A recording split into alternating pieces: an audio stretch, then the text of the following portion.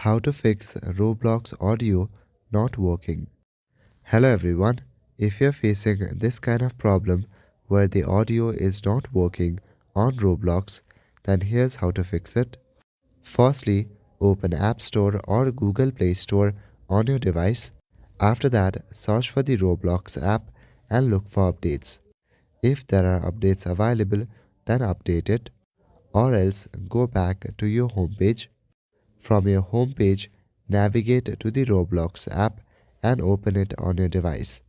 At first, you will land to the home page of Roblox. Now select any game that you would like to play. Click on the play button to start the game.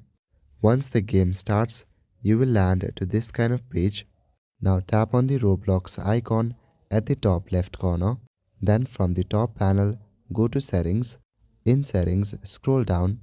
Now check the volume and make sure that it is not mute. You can adjust the volume by tapping on the plus icon and the minus icon.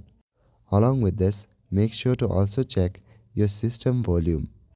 You can do that by simply pressing on the volume up button or the volume down button on your device, or roll down your notification bar and adjust the volume. So that is it for this video. I will see you in the next one.